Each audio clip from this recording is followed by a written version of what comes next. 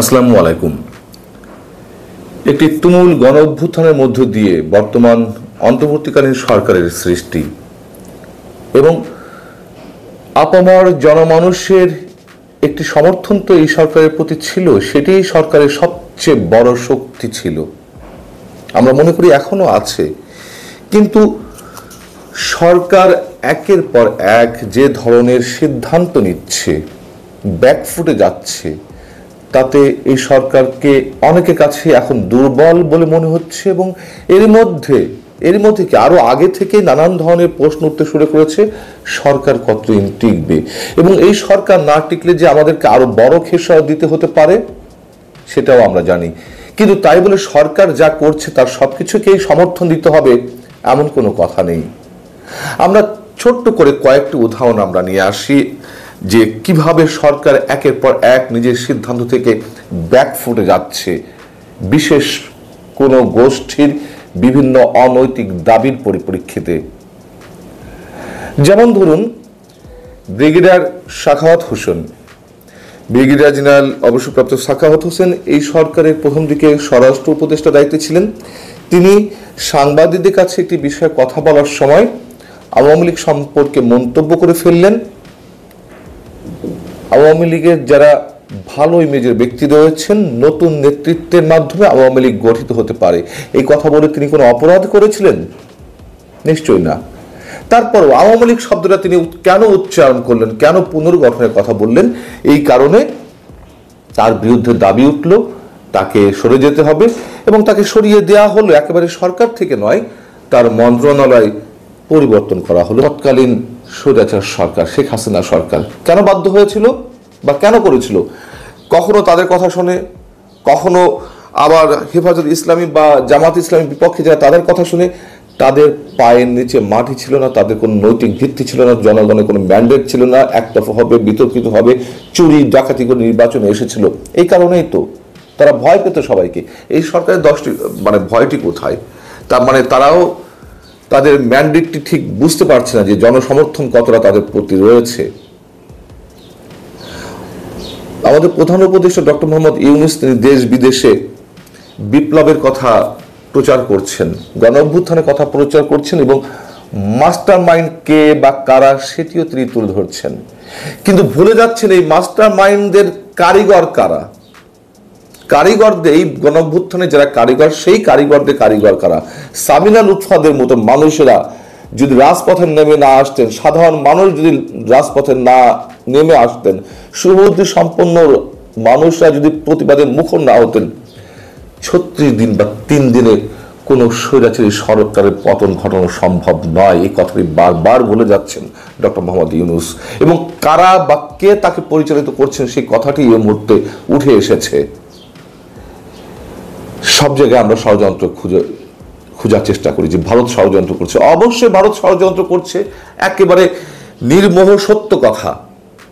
কিন্তু সবকিছুতে যখন আমরা ভারতের ষড়যন্ত্র খুঁজে দেখার চেষ্টা করব, তখন সাবেক পতিত স্বৈরাচারী সরকারের মতোই হবে।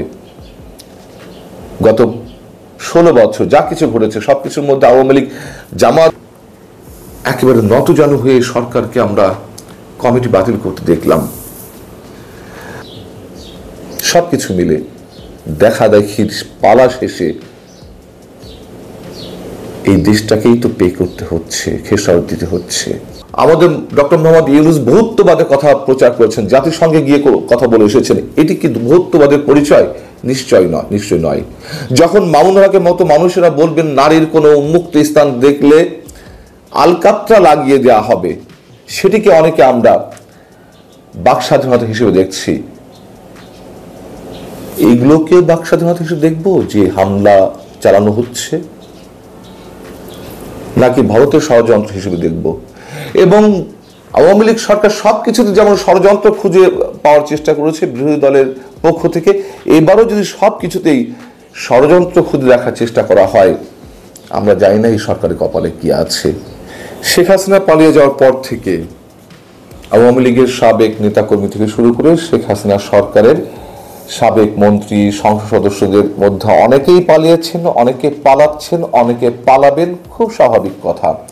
অনেকে আবার ধরা খাচ্ছেন, অনেকে আবার আটক হচ্ছেন, অনেকে সাথে করে যা নিয়ে যাচ্ছিলেন সব খুঁয়ে ফেলছেন, অনেকের জীবনও যাচ্ছে পালাতে গিয়ে। এবং যারা পালাতে পারছেন তাদেরকে কোন উপায়ে পালাতে হচ্ছে, কত টাকা দিতে হচ্ছে, যতটুকু জানা গেছে প্রতিজনকে 20 লাখ থেকে নিম্নে 20 লাখ থেকে 1 কোটি টাকা পর্যন্ত দিতে হচ্ছে দালালদের। আর শুধু টাকা হলেও হচ্ছে না, দুই সীমান্তে দুই দেশের সরকারি পর্যায়ে যারা কর্মকর্তা রয়েছেন তাদের মধ্যে অনেকে যারা আওয়ামী লীগ সরকারের সময় বিভিন্ন সুযোগ সুবিধা নিয়েছেন, তাদের সহযোগিতায় আবার যারা পালিয়ে যাচ্ছেন তারা তাদের সহযোগিতা নিয়েই তারপর টাকা খরচ করে তাদেরকে যেতে হচ্ছে।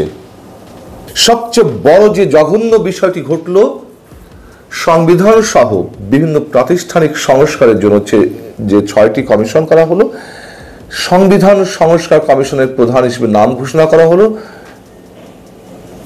ডক্টর শাহদিন মালিকের।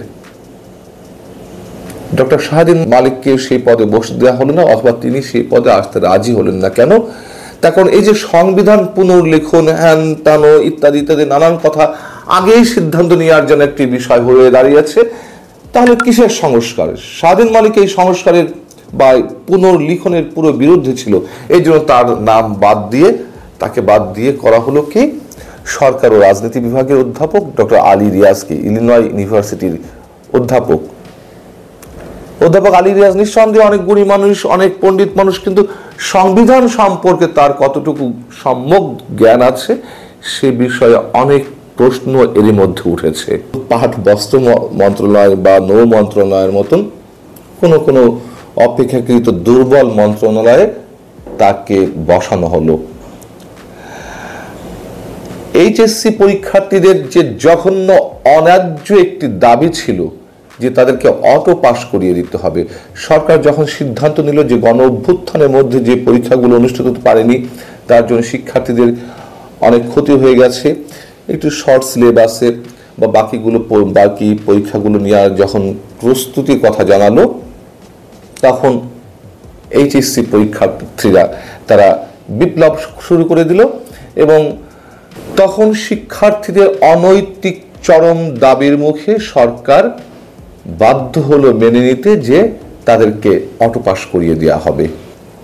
বিষয় হয়েছে যে বিনামূল্যের পাঠ্যপুস্তক সংশোধন এবং পরিমার্জনের জন্য সুষ্ঠুভাবে এই কাজগুলো সুষ্ঠুভাবে সম্পন্ন এবং সমন্বয়ের লক্ষ্যে একটি কমিটি করা হয়েছিল গত 15 সেপ্টেম্বর। 4 দিনের মাথায় এই কমিটি ভেঙে দেওয়া হলো। কি উদ্দেশ্য ছিল এই কমিটির বা কি কাজ করত? মাধ্যমিক পর্যায়ে যে পাঠ্যপুস্তক রয়েছে এবং প্রাথমিকের, তার সেসব বইয়ের লেখার উদ্দেশ্য, লেখার মান, রচনার পরিমাণ, ভাষা, অন্যান্য বিষয় বিবেচনা করে পাণ্ডুলিপিকে প্রকাশযোগ্য এবং মানসম্মত করে তোলার কাজটি ছিল এই কমিটির। এবং একই সঙ্গে রাষ্ট্রীয় দর্শন, ইতিহাস এবং ঐতিহ্য, সামাজিক মূল্যবোধ, নৈতিক মূল্যবোধ, ধর্মীয় মতাদর্শ, এইগুলো যথাযথ আছে কিনা তা যাচাই করে পাঠ্যপুস্তকের বিষয়বস্তু এবং ছবি, তথ্য, বিভিন্ন বিষয় তারা পুঙ্খানুপুঙ্খ পর্যালোচনা করবেন এবং বিতর্ক মুক্তভাবে নতুন পাঠ্যপুস্তক প্রণয়নের জন্য তারা সাজেশন দিবেন। মাসুর রিয়াজ সিকিউরিটি এক্সচেঞ্জ কমিশনের সভাপতি হিসেবে তার নাম ঘোষণা করা হলো। তার বিরুদ্ধেও একটা দাবি উঠল কি যে তিনি পতিত স্বৈরাচারী সরকারের কাছ থেকে সুবিধাভোগী। কিভাবে সুবিধাভোগী, কি এই ধরনের নানান প্রশ্ন উঠল। তাকে সরিয়ে দেওয়া হলো। কিভাবে সরিয়ে দেওয়া হলো? যাতে তার মান সম্মান একটু থাকে এবং তার মুখ দিয়ে বের করে আনা হলো যে তিনি এই পদে আসতে চাচ্ছেন না। নানান ধরনের নাটক আমরা দেখি এবং এই কাজের সঙ্গে যুক্ত হবেন। এই কমিটিতে যেসব সদস্য ছিলেন তার মধ্যে ছিলেন ঢাকা বিশ্ববিদ্যালয়ের সমাজ বিজ্ঞান বিভাগের অধ্যাপক সামনা লুৎফা এবং পদার্থ বিজ্ঞান বিভাগের অধ্যাপক কামরুল হাসান মামুন। এই দুজনের বিরুদ্ধে আপত্তি জানালো কারা? জামায়াতে ইসলামী এবং হেফাজতে ইসলামী। তারা কি বললেন? যে তারা চরমভাবে ইসলাম বিদ্বেষী পারলে তারা বলতেন যে তারা সাবেক স্বৈরাচার সরকারের দোসর। সেই কথাটি আর বলতে পারেননি। কেন বলতে পারেননি? সামিনা লুৎফারা এই গণ অভ্যুত্থানের সামনের সারি ছিলেন, একেবারে সামনের সারিতে ছিলেন, পুলিশের রোষানলের শিকার হয়েছেন, সরকারের রোষানলের শিকার হয়েছেন। এখন তাদেরকে বাদ দিতে হবে কি বলে? ইসলাম বিদ্বেষী। কোথায় ইসলাম বিদ্বেষী? ইসলাম বিদ্বেষী সম্পন্ন কি কথা? কোর্ট, সেখানেও শেখ হাসিনার বিরুদ্ধে মামলা করার প্রস্তুতি নেওয়া হচ্ছে। এত কিছু যখন করা হচ্ছে, আওয়ামী লীগকে নিষিদ্ধ করতে, আওয়ামী লীগের যেসব নেতা কর্মী বা মন্ত্রী, সংসদ সদস্য, সাবেক মন্ত্রী, তারা গণহত্যায় জড়িত ছিলেন, মোটামুটি একটা সাজ রব পড়ে গেছে আওয়ামী লীগকে নিশ্চিহ্ন করার।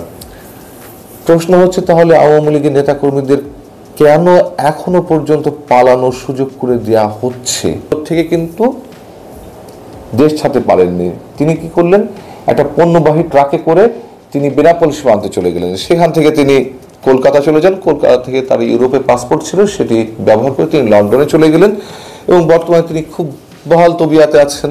এবং মাঝে একটি অডিও রেকর্ড বেরিয়েছে, কোনো একজনের সঙ্গে তিনি কথা বলছেন, ওপাশ থেকে কেউ একজন বলছে যে আপনি কি ভাই দেশে আছেন? না, আমি তো চলে এসেছি।